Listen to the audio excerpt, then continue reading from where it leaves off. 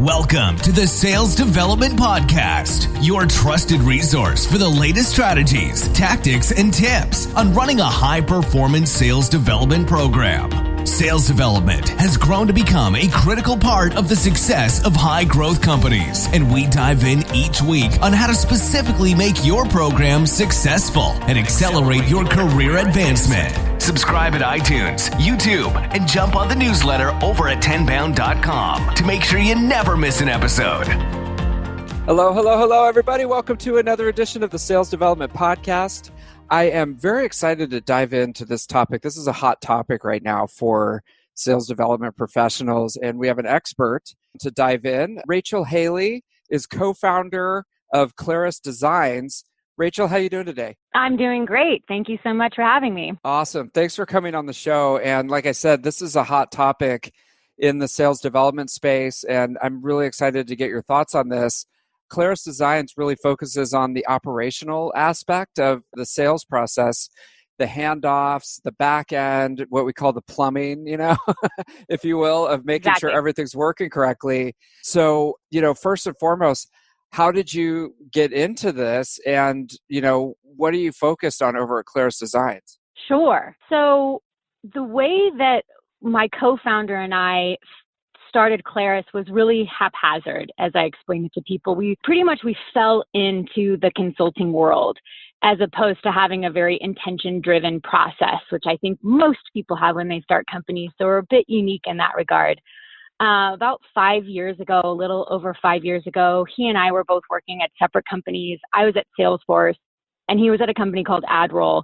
And we were both working on operational type problems in our full-time jobs, as well as learning additional operational type skill sets, whether it be setting up a business intelligence team, learning how to program, building applications on the Force.com platform, understanding how sales teams work, how comp plans were built, et cetera. And we were helping out people in our network sort of after work hours, after our quote full-time job hours. So what we did is we would share stories, and he would tell me how he was helping someone in his network set up their database so they could run more efficient SQL queries and have a good foundation for a business intelligence team to really produce insights and analytics for the company overall. And I was telling him that I was helping people in my network figure out how to automatically route leads to different SDRs or BDRs within an organization because their marketing automation tool was not syncing correctly with Salesforce at the time, and leads were falling into the dark ether that sometimes they do. And then after a while, we realized that we should probably just start charging for these services because it was taking up so much of our free time. And that's how we started Clarus Designs. So it was really we fell into it. And then, the company's grown over time, and our key focuses today are really helping sales and marketing teams scale. And what that means is we have sort of a 3-pillar approach: the people, process, and technology. As you mentioned, a little bit in the introduction, we really want to make sure that the way the organization is designed is effectively matched to the company's goals, whether that's having an SDR team in-house or outsourced, having AEs handle the new business and the renewal, or potentially having a CS team handle that. Making sure that your process is aligned as well, so the people in the process are set up correctly and efficiently, as well as the tools and systems that help automate those processes. So we do a lot of consulting work around making sure those 3 pillars are working well and working efficiently together. And another piece of our business is we have an outsourcing team. And that's something that we've really been able to grow more recently in the last year and a half. And that team is helping AEs and SDRs or BDRs offload a lot of that top of funnel admin, tactical, operational work that no one loves to do in terms of keeping the data clean, prospecting, finding people to contact, ensuring the data is clean, and all of that. We offload that to a team that we have out of the Philippines that we manage directly. And that allows SDRs, BDRs, and AEs in the sales team to focus on higher value activities such as customizing email responses to prospects, setting up meetings, spending more time being customer facing, which is really the element of their job. I love that. It's almost like there's all these problems and you backed into the problems to start, instead of creating something and then going to look for a problem. It was like, there's a ton of problems that we can start solving immediately. Right. Yeah. Thank you. That is exactly what happened. There you go. Now you have a company. Okay. So now we see this every day. There's all these different tools. There's different processes started by different people that are coming in and out of the organization. So say someone's listening to this and they're going, okay, we've got all these processes going, but it's not functional. It's not helping to the extent that it could. Where should they start to think about, streamlining all this and, straightening out this mess that you see in a lot of companies? Well, that's a great question. The reason that I am smiling and laughing a little bit is because normally what I see when companies say that we have these processes that aren't effective or working to the extent that they should is because the high-level goal or mission of the company or that particular organization or that even particular team is not aligned with the process. So a lot of the times I see people when there's an issue or a problem that they need to tackle or a project that is on their to-do list, I oftentimes see that people go directly into solution mode. So before they've even aligned as an organization or as a team on what the problem is or what the goal is, I should say the objective, they start to figure out from a tactical level what should happen. For example, if you want SDRs to be responsible for generating 70%, which would be a high percentage, of new business pipeline, and your ASP is like $50,000 and you have to back into how many meetings they need, et cetera. But that is their goal. They need to generate 70% of the pipeline for any given quarter for new business. Then the solution and the process that you map out becomes a lot easier because you need to center that around enabling the SDRs to generate a majority of the new business pipeline for the organization. Oftentimes what I see is people will take a process and they'll start to look at it at a very tactical level and say, well, leads get routed to this person, then this person follows up, then we set a meeting, but then usually this is what happens and they get buried in the weeds and it's easy to spin and swirl and not really align that process and the overarching goal to what the overarching goal of the company is. So what I would tell people is to take a step back and actually not look at the process and start over with your executive team or your own internal team or whomever and really identify what is the problem we're trying to solve and what is our objective. Our objective is that, right, SDRs need to do X. How do we enable them to do X? Wow. Okay. So what you're saying is that they just get sort of bogged down in the complexity immediately. And it almost I'm just thinking it almost makes things worse, because they start solving the wrong problem, basically. Yes, that is what I see time and time again, where they're trying to solve a problem that is either too complex or it's not even necessary. We don't even need to worry about that problem because it doesn't align to the goal. And do you think it's hard? I think people get sort of heads down in their own company and they go coming in every day. Now they're working at home, but they're trying to solve sort of the same problem over and over again. And they don't sort of see the forest for the trees after a while. They're just so heads down in the complexity. Yes, I see that often. And I think it takes a lot of mental tenacity and focus to really try to pull yourself away from that. Like maybe have a day where you don't have any meetings. And I know people's hearts are clenching in the audience thinking of that and not being able to be available. But if you force yourself to take a step back and really think about, okay, what are we trying to solve here? You will be able to see the forest through the trees, as you mentioned, but you have to kind of step out of that day-to-day rat race to kind of figure out what that is. Put your phone down, turn it off, go for a walk, go out in the forest and think about things, from a higher level.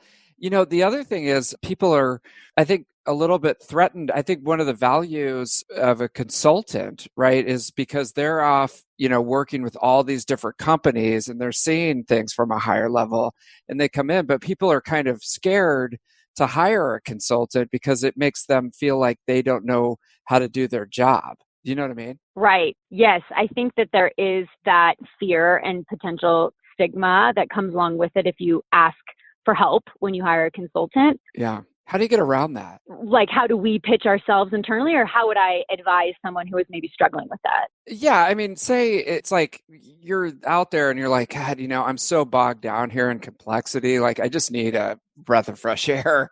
And, I'd like to bring up having a consultancy come in and help me with this, but I'm afraid that my boss might think I'm not doing a good job. Yeah, that's a great question. I think the way that I've always framed it when I've worked for companies internally is that having another person who specializes specifically in this problem, because in any role, especially if you're in a startup, you're not only doing that day-to-day job, but you're probably taking on other responsibilities and you have to maintain those.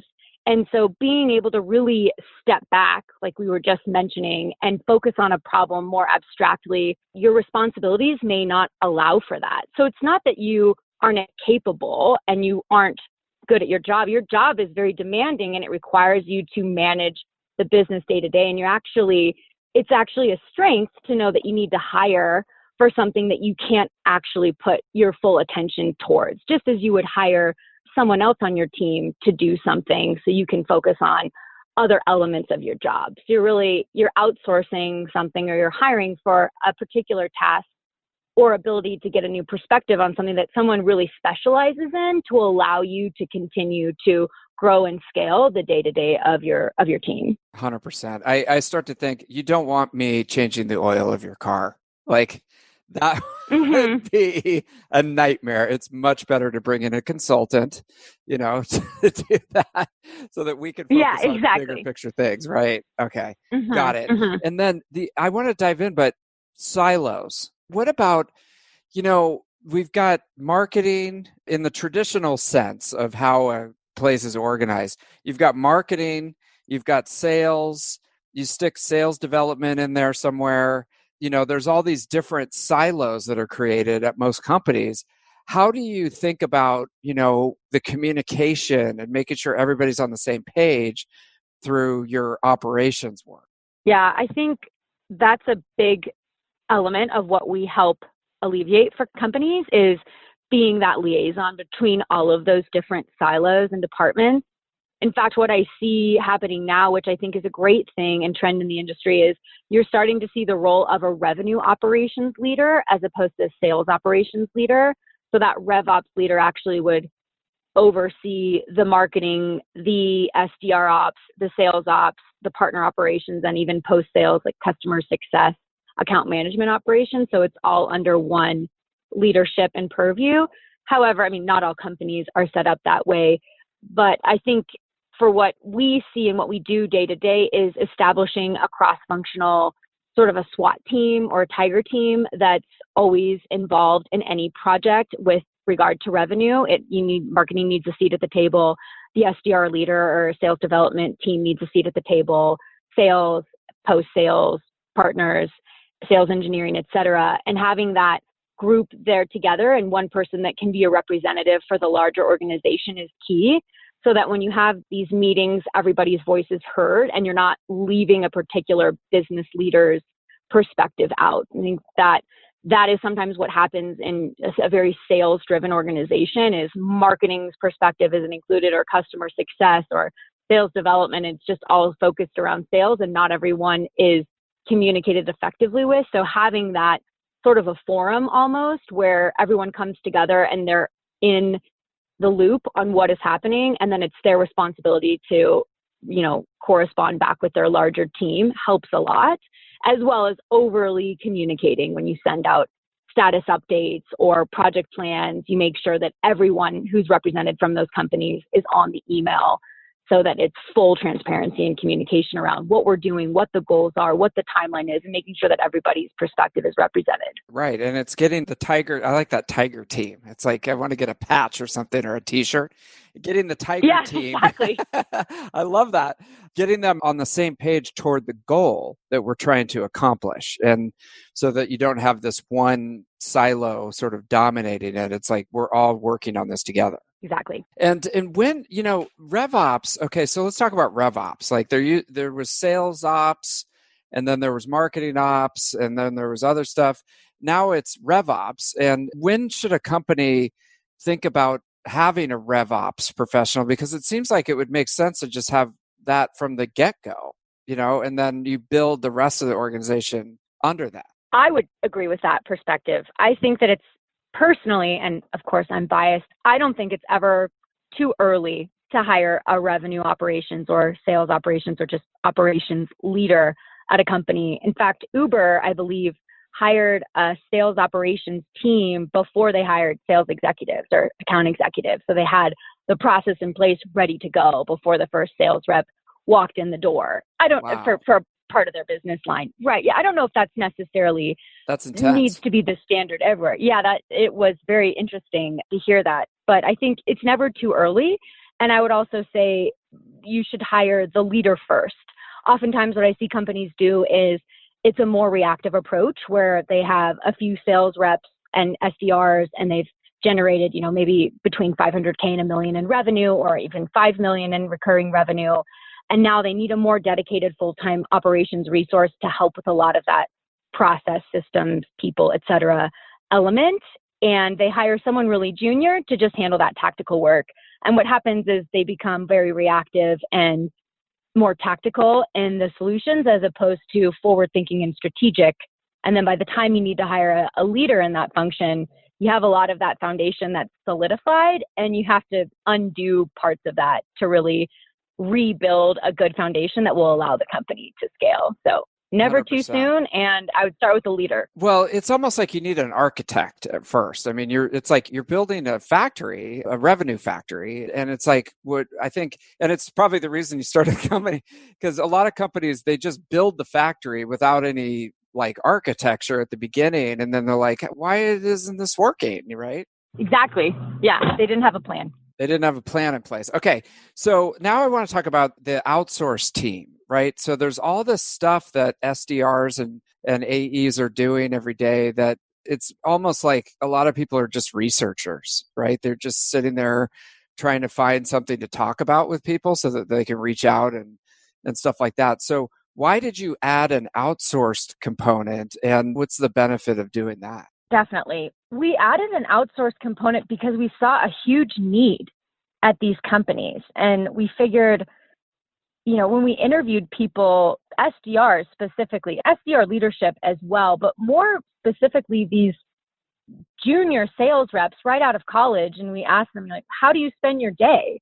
And 95% of their day, they're just scouring LinkedIn, they're doing Google searches, they are full-time researchers. And my thought was, well, why aren't you the one that's supposed to be calling into accounts? Like, you have a college degree or you just recently graduated or you have experience here.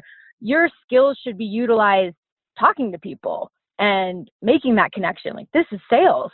You can do it from inside an office and over a conference call, but really you should be trying to get on the phone with people to really sell the value of the product. And that's much more effective than sending an email, obviously, if you can get a meeting. So I thought, I would ask, okay, well, if you could maybe spend half the time that you do researching, and the other half talking to prospects, how much more in quota do you think that you could take on, or would you be willing to take on in order to reduce your researching workload by half? And it was hands down easily twice as much, right? If they had to generate 10 SQ or 5 SQLs or SALs, however people define it, a month, or like a qualified opportunity for an AE, they would easily take on 10. And if it was, $100,000 in pipeline, they would take on $200,000 in qualified pipeline. So it was a really easy conversation with sales leadership because we could say, hey, you're incurring this additional cost, but look at the ROI. Your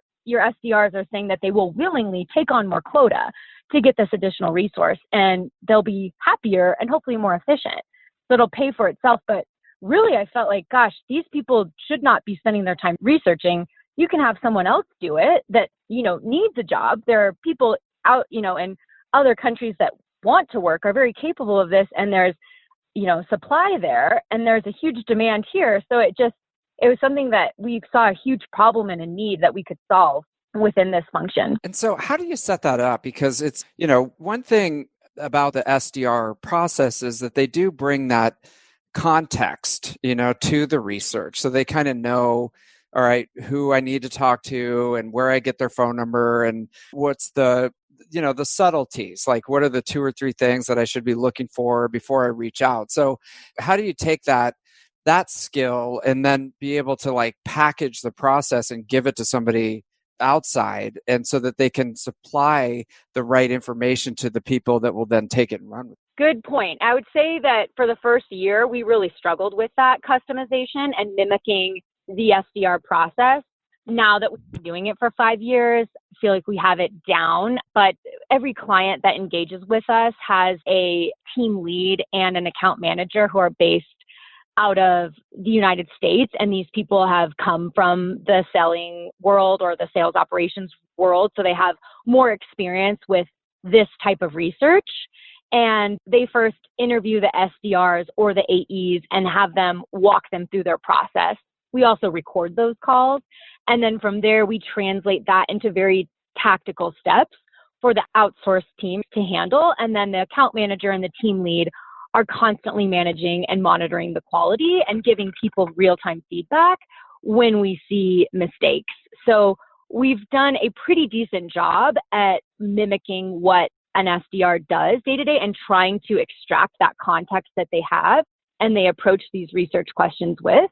Having the recorded video of it as well is good to help replay for our team members if they ever get confused and they want to really understand how these AEs think about it. Well, we try to extract that as much as we can during the onboarding part of the call and then translate that into step-by-step for our team. It must be hands-on because you're really looking for the quality, the quality of the information that they're extracting and also the quantity. Like the quantity is not that big of a deal because you can just say, okay, they supplied, 10 leads today that was all filled out and everything's great.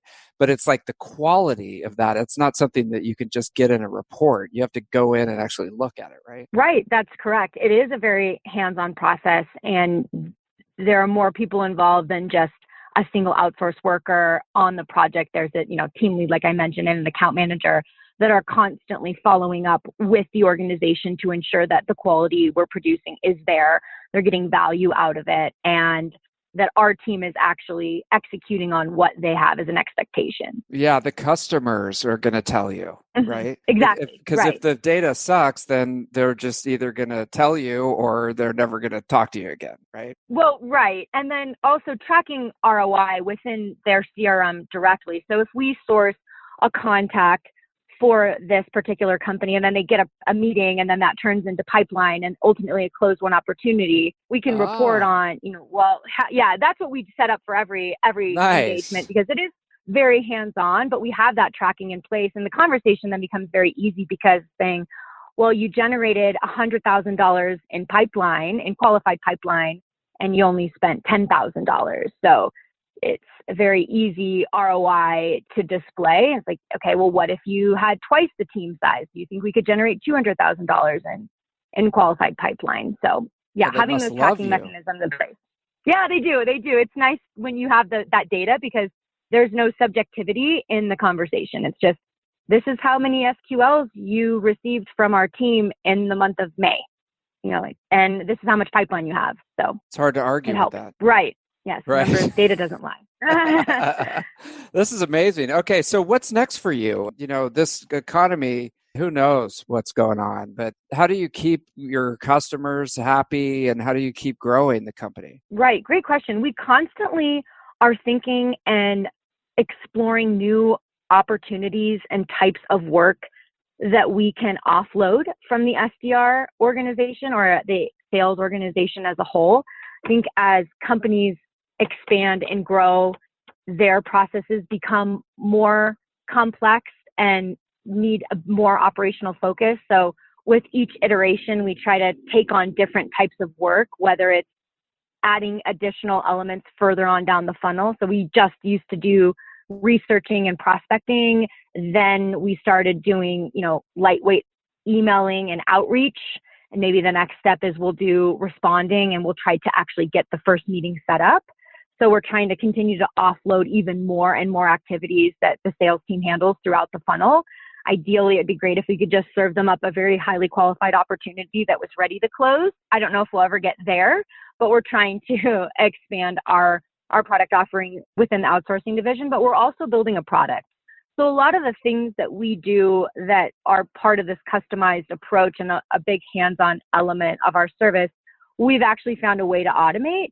So we're building a package that that's on salesforce.com to start, that you can, install within your CRM, and it will actually help automate a lot of the tracking and customized processes that we do. So we're looking to sell that in early 2021. Wow, that is really exciting. So now you don't have to be there at every moment. You can hopefully have the computer do some of the work for you, right? That is the hope, right? And hopefully it will help our customers scale more as well. Yeah, that's the main thing, right? Awesome. Well, that is really exciting. And so how do we learn more about this and get in touch with you in case somebody wants to look into this? Oh, absolutely. If you go to our website, which is www.clarusdesigns.com, there's a contact us page and has all of our contact information there, the executive team, as well as a landing page where you can enter the problem that you're trying to solve, and someone will get back to you within 24 hours. That's awesome.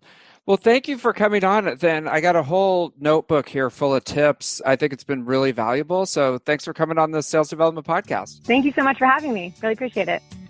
Thank you for listening to the Sales Development Podcast, the only audio forum 100% focused and dedicated to sales development, with your host, David Delaney.